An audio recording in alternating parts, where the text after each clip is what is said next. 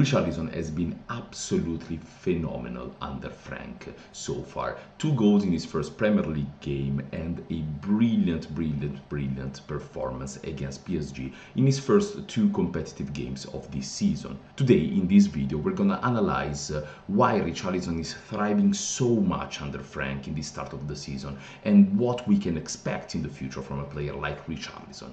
Richarlison has always been a very talented player since his very early days in Brazil. A very atypical player also, not extremely technical with the ball, unlike a lot of Brazilians around, but the things that he possesses are the one that only the top strikers have. He's so intense, he's very aggressive, his physicality is incredible, and in the box is an absolute animal, a nightmare for every centre-back.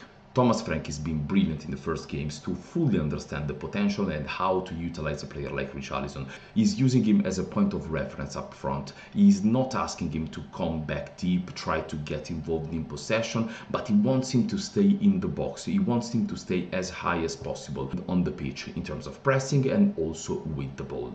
As we can see, even against Burnley, there was not one offensive situation that was not involving Richarlison in the box. So we can already see how this changed between now and with Ange. With Ange, a lot of time the striker needs to come deep, needs to create a little bit of space behind him. Now with Thomas Frank, we cross a lot more the ball, so the striker needs always to be available in the box, and Richarlison is doing brilliantly at that. One of the best traits of Richarlison is his first time finish. He's absolutely elite at that. He has an incredible coordination. He can improvise any kind of finish in few seconds.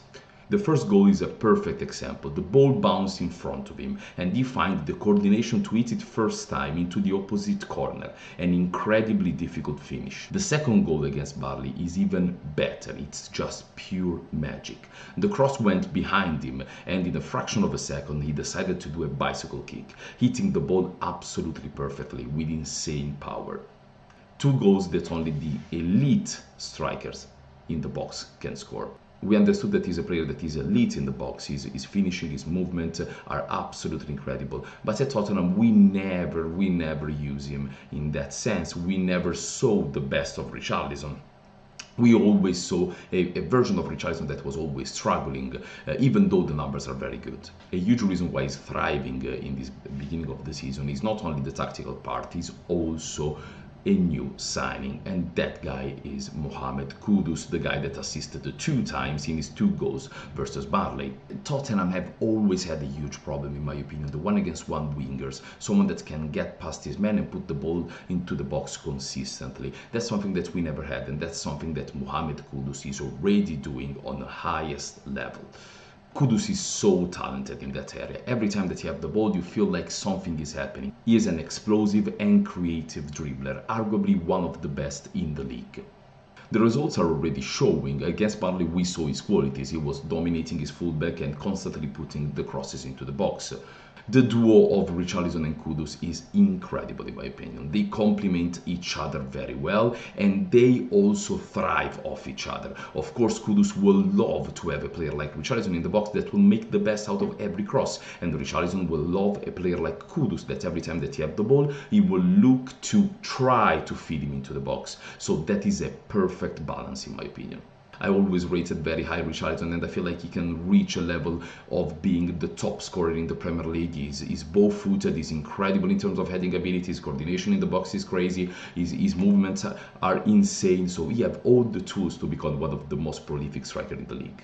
And not only this, against Burnley, we saw also another part of Richarlison, because also outside of the box he's still a very useful player. You don't want him to drop deep and try to make passes, but one thing that Richarlison will do very well is battling against centre-back.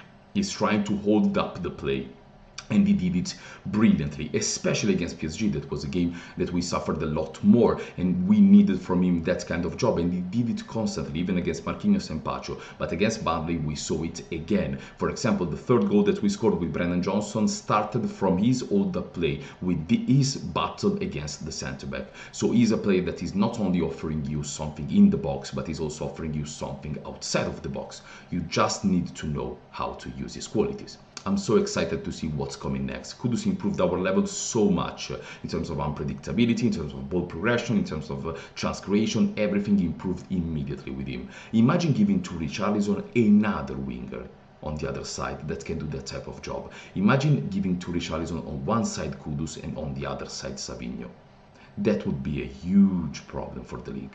Finally, we will be able to see the best version of Richarlison, a player that we paid 60 million, that a lot of people said that we overpaid for him.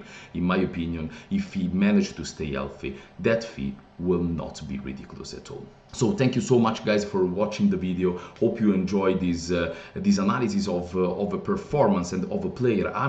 I'm planning to do this a little bit every week. So every week when I have a player that I really love this performance, I will do an in-depth video about his characteristic and talking about why I was so impressed about that performance. So if you like the video, if you like the idea, leave a like, leave a comment and subscribe. I will really appreciate it. Thank you so much.